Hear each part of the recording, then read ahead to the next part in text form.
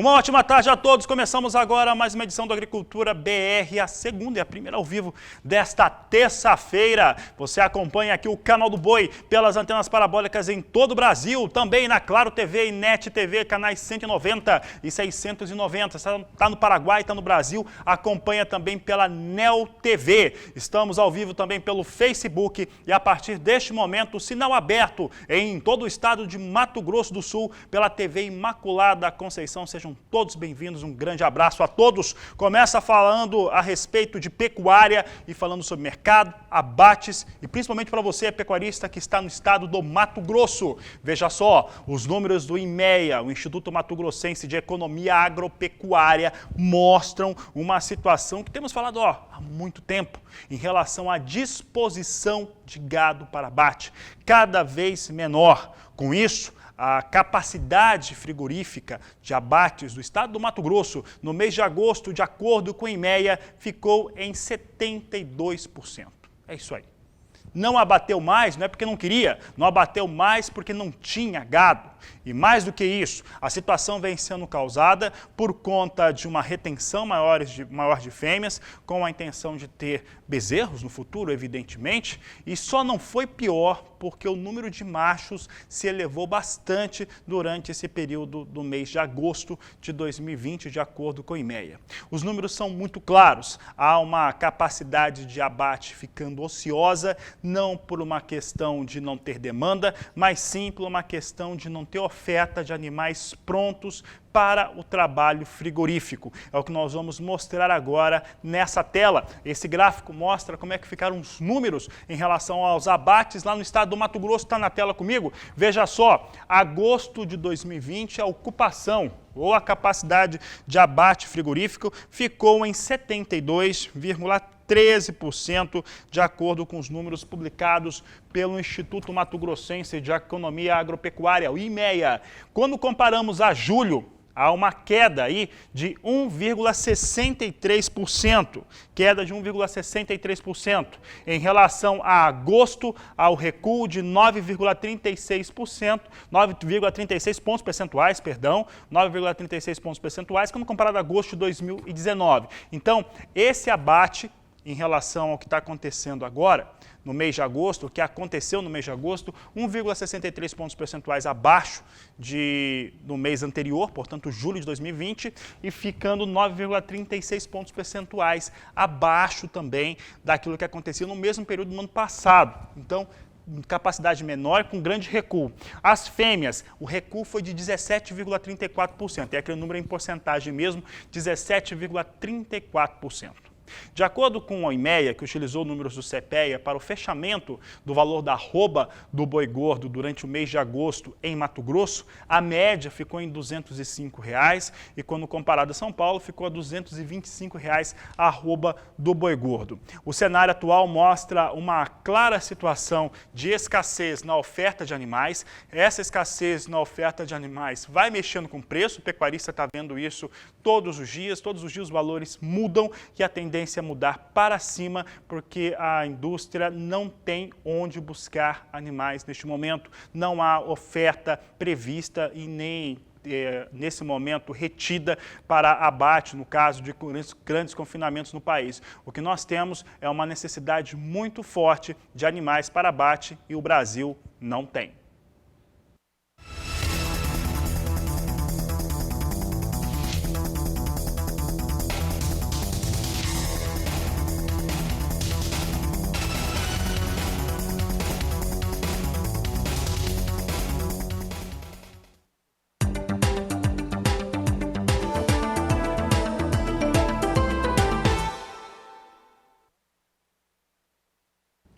Olha, a partir de hoje está realmente suspenso a utilização, a comercialização, proibido o paraquat. Essa circunstância que temos falado já há meses, desde 2017, inclusive a Anvisa buscava um estudo científico para mostrar, assim como outros países conseguiram comprovar, que o cenário para a utilização do paraquat é possível de uma maneira controlada e que ele não teria tantos impactos negativos assim. A Anvisa não conseguiu concluir esse estudo e com isso está proibido a utilização do paraquat no Brasil. Olha, esse cenário é ruim para o produtor. Olha o que está escrito na tela, né? Tá claro, são 130% a mais de custo de produção para o produtor rural brasileiro por conta dessa circunstância. É o que nós vamos ver agora no entendimento aí do representante do governo. A decisão da Anvisa de manter o banimento do paraquat por 3 votos a 2 não foi uma boa notícia para a agricultura. A CNA já discordava da decisão de banimento, porém esperava que a Anvisa agisse com um pouco mais de sensibilidade e prorrogasse o prazo de uso do produto. Principalmente nesse momento de pandemia, quando o dólar elevado pressiona o preço de insumos.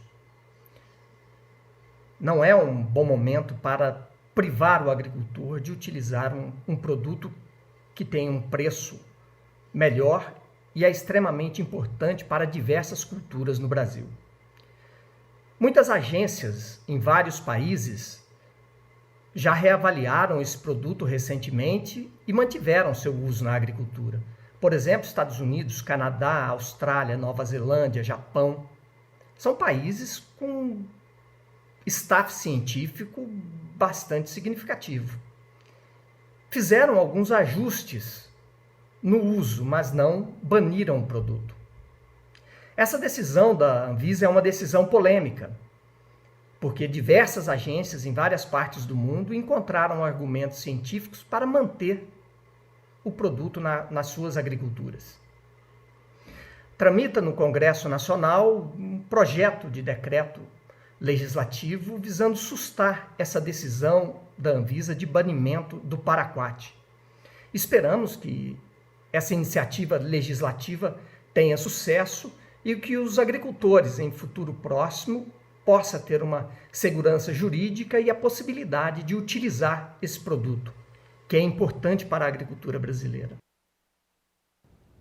Vale lembrar, estou falando ainda dessa proibição do paraquat, está válida a partir de hoje, recolhimento começou hoje, né, da substância, ela pesa demais nos custos de produção. O agricultor sabe muito bem disso. Neste momento, vale muito mesmo a movimentação nos grupos, eu faço parte de alguns, nos grupos de produtores rurais, agricultores em todo o país, para pressionar para que haja esse contexto do trâmite da nova lei, que possa suspender essa proibição. É muito sério se isso permanecer no país, isso tira a competitividade e, principalmente, não se utiliza dos fatores da ciência, da tecnologia que foram utilizados nos Estados Unidos, no Canadá, assim como foi citado aí pelo representante da CNA.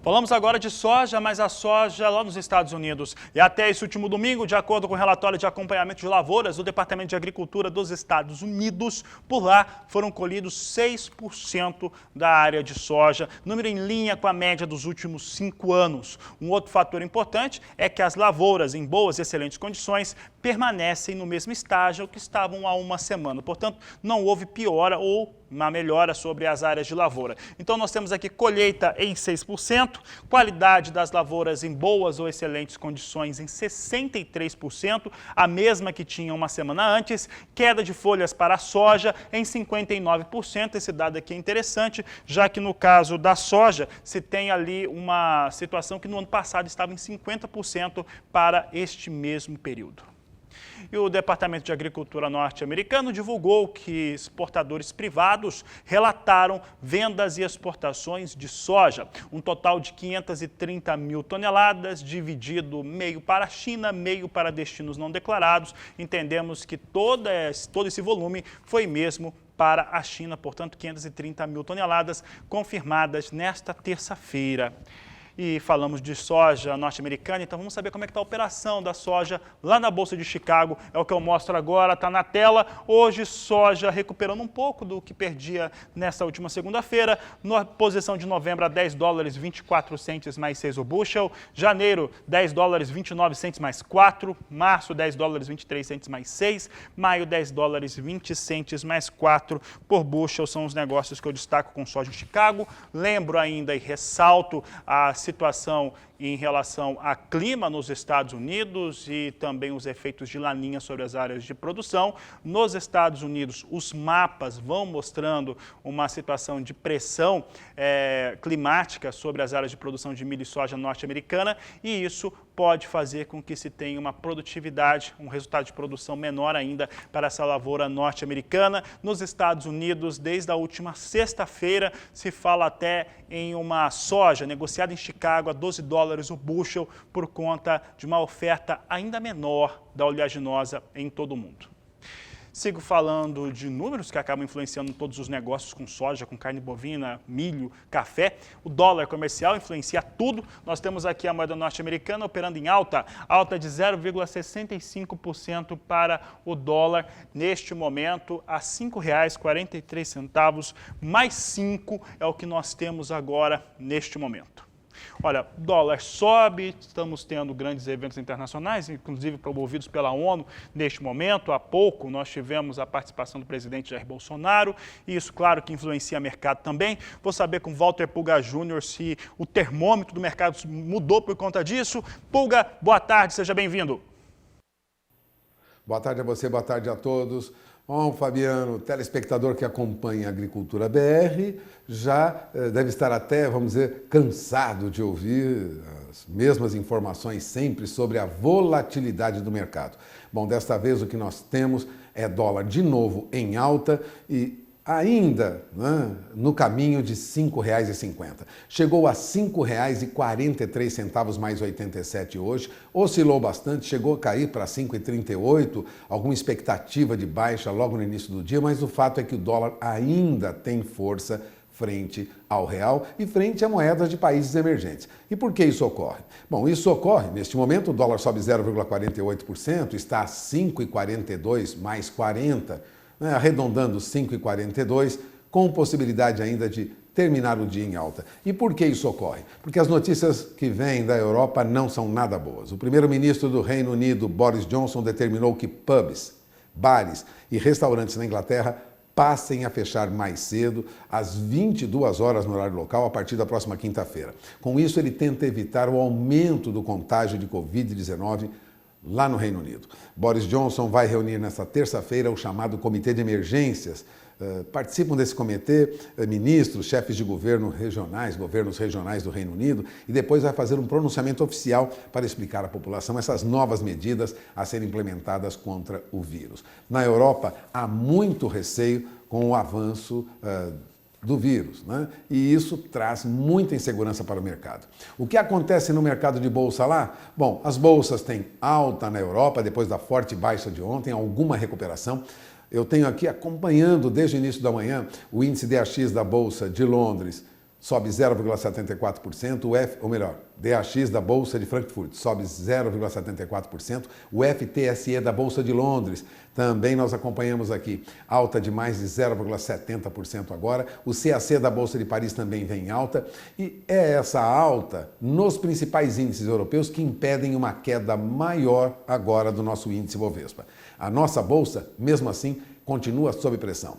Índice Bovespa agora há pouco já recuava. Vamos ao índice Bovespa? Olha, a queda neste momento é de 0,08%, aos 96.911 pontos. Mas chegou a ensaiar hoje uma baixa mais acentuada. Chegou aos 96.390 pontos. Ou seja, a nossa Bolsa, o nosso índice de referência da nossa Bolsa, só não cede mais porque há alguma reação positiva fora do Brasil, algum número positivo lá no exterior, depois da forte baixa de ontem. Mas não há como resistir aí, a essa pressão nos ativos que são negociados em bolsa, ou seja, papéis de grandes empresas. Hoje nós temos entre as maiores altas e as maiores baixas, lógico, sempre alguma pressão sobre o mercado, as maiores baixas. Veja, entre as ações mais negociadas, nós temos hoje a Petrobras com queda também, queda de quase 0,5%. Nós temos entre as maiores altas algumas empresas que pesam, como CSN, por exemplo. Nós temos algumas empresas de energia, mas o fato é que a Bolsa continua patinando porque lá fora também não há uma recuperação muito acentuada. Enquanto isso, o que nós temos? Petróleo é negociado em leve alta, petróleo tipo Brent não chega ainda a 42 dólares o barril, mantém ainda a cotação sob pressão, alguma alta, alguma baixa. Petróleo WTI também sobe agora, mas sobe pouco, 0,26%, 0,60%, muito pouco.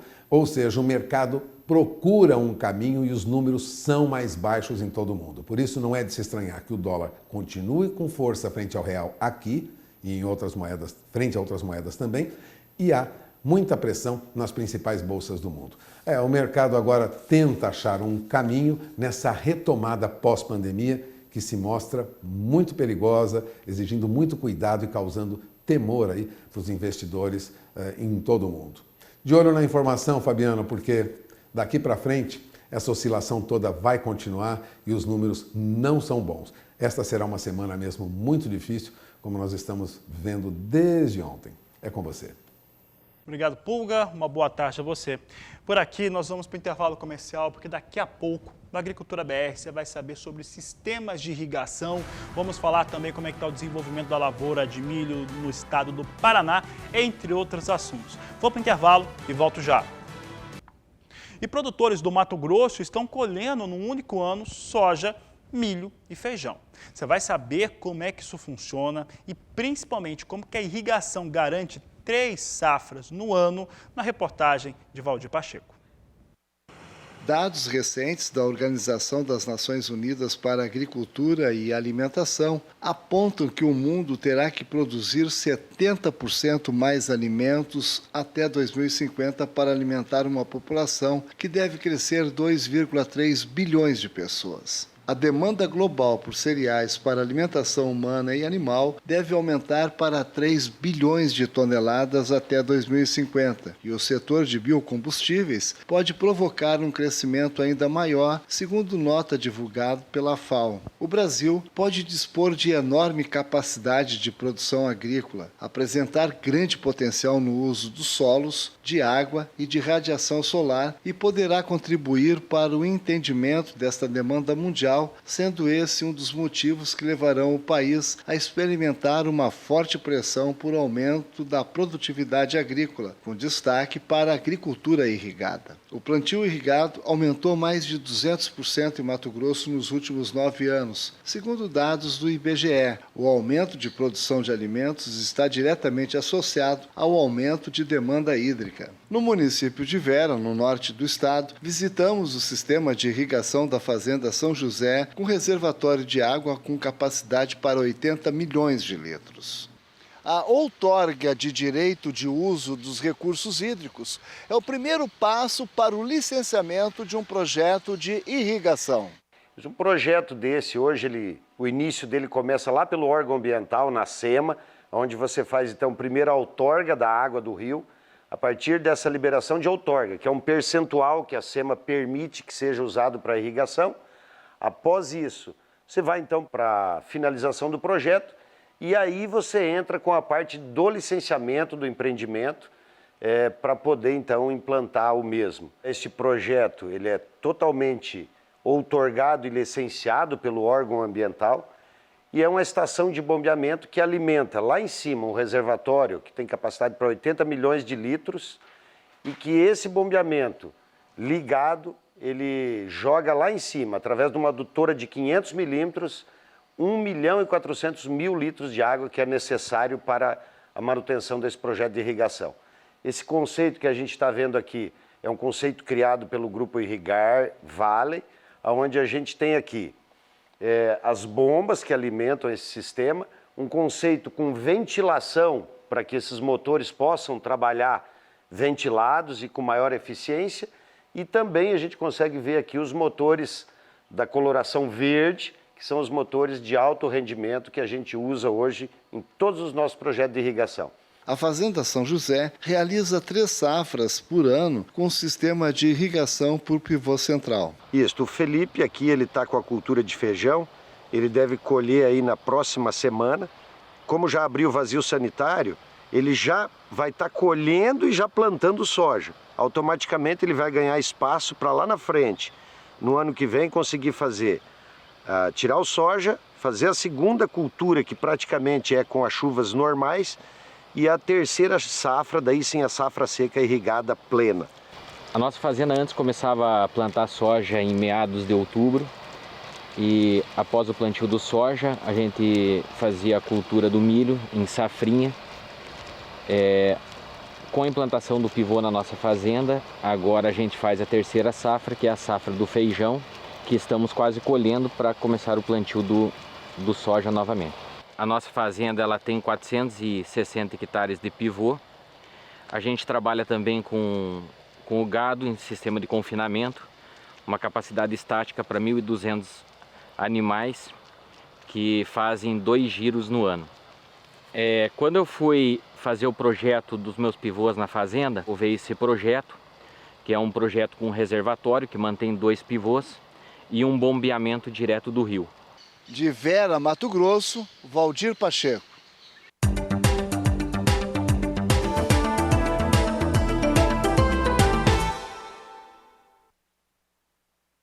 E o Departamento de Economia Rural da Secretaria de Agricultura do Estado do Paraná divulgou o estado das lavouras de milho no estado. Vamos ver como é que vem então o Paraná no desenvolvimento da segunda safra de milho. Você tem aqui 55% em boas condições, 31% em médias condições e 14% em condições ruins. 98% das lavouras paranaenses já foram colhidas. Em relação à qualidade dessas lavouras, pouca coisa tem mudado nas últimas semanas. Paraná muito próximo de concluir a colheita do milho.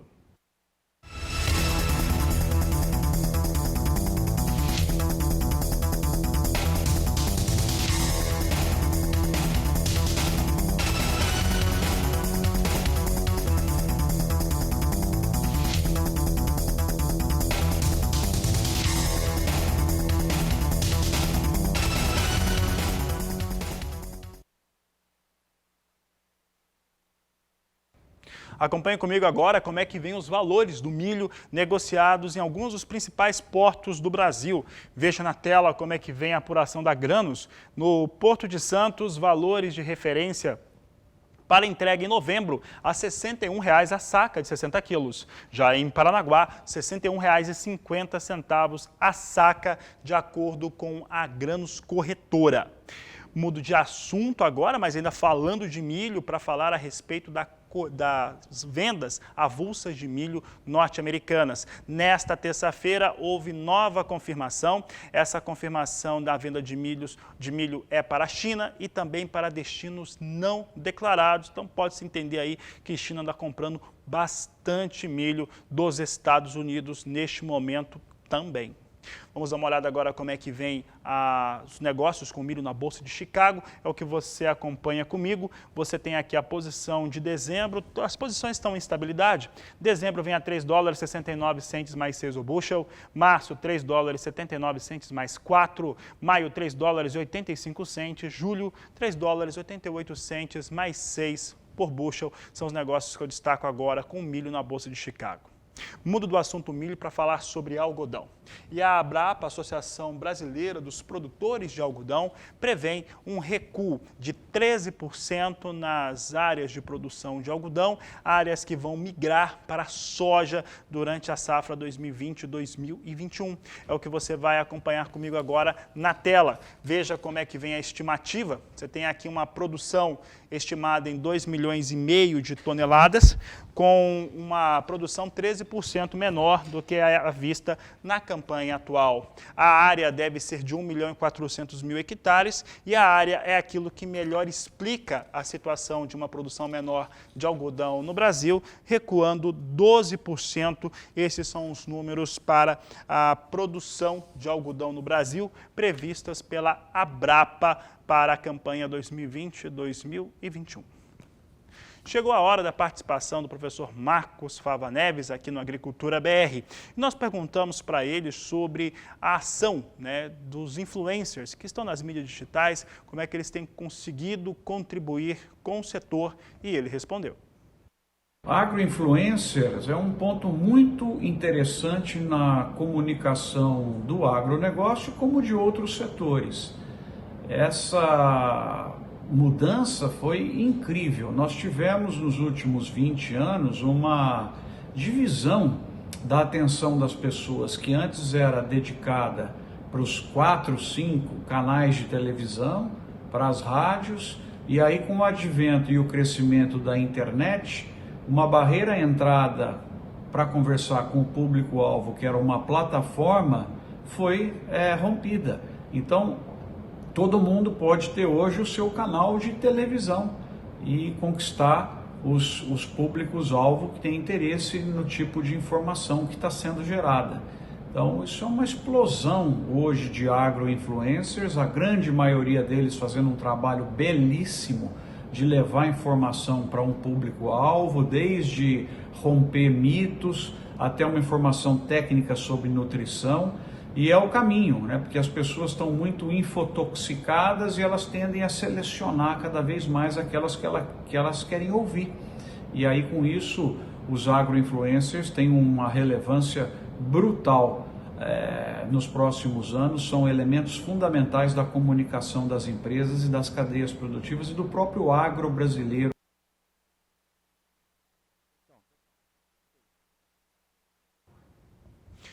E agora destacamos as exportações do agronegócio durante o mês de agosto no estado do Mato Grosso do Sul. Mais uma vez, os números apresentam um bom desempenho, tanto no acumulado do ano quanto no mês passado. É o que nós vamos conferir na reportagem de Vinícius Souza. As exportações de soja no estado cresceram 58,6% em relação ao mesmo período do ano passado, devido à expansão no volume enviado a outros países, que somou 4,4 milhões de toneladas entre janeiro e agosto deste ano. Em Mato Grosso do Sul, o número de exportação da soja soma 36% da balança comercial do estado. Além disso, o resultado positivo se deve à safra recorde no ano passado. Primeiro, no ano passado nós tivemos um recorde de produção, esse é o primeiro ponto. A gente não consegue falar em exportação sem ter recorde de produção. E nesse momento a gente aumentou em 61% a exportação do volume de soja em relação ao ano passado. Isso decorre essencialmente de dois fatores que são fatores nacionais. Preço, decorrente da taxa de câmbio, nós temos uma desvalorização do câmbio de 40% em relação ao mesmo período de ano passado. E a demanda externa aquecida. De acordo com o secretário, 50% do que é produzido em Mato Grosso do Sul é exportado para a China. Além disso, existem novas aberturas de mercado para países como a Indonésia e Tailândia, que passaram a importar do estado. Existe também uma diversificação de demanda internacional. Então, produção, a elevação da produção, junto com preço e demanda internacional, que faz com que a gente bata esse recorde de exportação. Outro destaque no número das exportações é o da proteína animal. Primeiro, nós sempre ainda continuamos com aquele risco da questão do credenciamento e descredenciamento. Isso é uma coisa que está presente no Mato Grosso do Sul. Houve descredenciamento de unidades de avícola, nós tivemos descredenciamento de frigoríficos para exportação para a China. Isso cria uma certa estabilidade no setor frigorífico e isso vem acontecendo. Mas em função da força do mercado, da estrutura do mercado, a gente tem uma boa estabilidade e com perspectiva de crescimento. Então, conseguindo ultrapassar esse recredenciamento dessas unidades frigoríficas, a gente tem um potencial ainda de aumentar as exportações e a produção nesse segundo semestre. De Campo Grande, Mato Grosso do Sul, Vinícius Souza. Na manhã desta terça-feira, a Conab estimou ou divulgou a sua estimativa de produção de café no Brasil nesse ano de 2020 e agora firmou a sua estimativa em 61 milhões e 200 mil sacas de café, contra um intervalo de 57 milhões e 62 milhões de sacas, que era o divulgado até o último levantamento colocado à disposição pela estatal brasileira. Esse número, ele representa um incremento frente aos números anteriores que vinham sendo trabalhados. E isso ocorre por conta de uma situação melhor para o café arábica no Brasil, especialmente em Minas Gerais, num período de bienalidade positiva, que é o ano de 2020. Contudo, a safra deste ano não é recorde. Vamos ver os números então para o café no Brasil, o total, o arábica e o robusta. Você tem aqui os números em relação à estimativa divulgada hoje, uma produção total de 61 milhões e 600 mil sacas de café contra aquele intervalo de 57 milhões e 62 milhões de sacas, que era o que era trabalhado até o último levantamento. O que chama atenção aqui realmente é a produção de café arábica, 47 milhões e 300 mil sacas de café. Esse número é onde subiu, onde fez esse dado aqui subir mais. Com esse dado aqui, ele chega a ficar 2 milhões de saca acima daquilo que era estimado anteriormente pela estatal brasileira. Então, é esse fator que deu volume aqui, mas não é recorde ainda. Veja só que o café robusta vem dentro daquilo que se espera nas campanhas brasileiras, 14 milhões e 200 mil sacas de café, contra um intervalo de 13 milhões 950 mil e 16 milhões de sacas. Esses são os números para o café arábica e robusta para a produção no Brasil e a sua produção total. Uma boa produção no ano de 2020, os travamentos de negócios ocorreram durante essa campanha de uma maneira muito interessante para o cafeicultor, que recuperou parte das perdas dos últimos anos e principalmente a pressão negativa que havia sobre as cotações de café em todo o país, mas é claro, principalmente Minas Gerais, que é o maior produtor. Minas, se fosse um país, seria o maior produtor do mundo. Vamos ver então como é que vem café arábica agora. Café arábica negociado na Bolsa de Nova York, onde mais se negocia café no mundo. Você tem aqui café voltando à queda. Continua perdendo valor café nesse momento. Posição de dezembro, $1,10 mais 90 libra peso. Março, $1,12 mais 70. Maio, $1,14 mais 20. E a posição de julho, $1,15 mais 55 por libra peso. Os números apresentados pela Conab dão uma pressão negativa, mas o produtor já havia negociado, já ouviu as negociações com café arábica e isso garante aí uma cobertura interessante, ainda mais um dia em que o dólar segue em alta.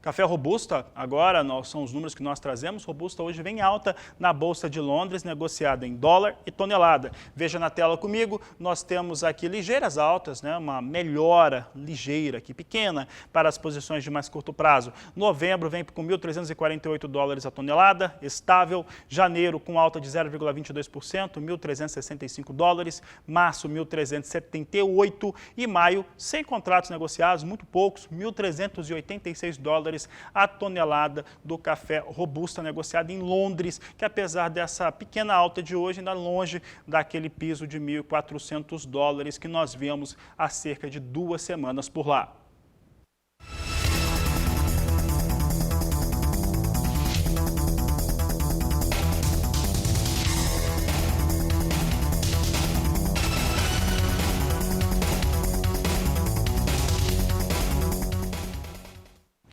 Aí, tecnologia a serviço da produção agropecuária, mas também garantindo aí esses fatores ecológicos que acabam trazendo também benefícios para a produção.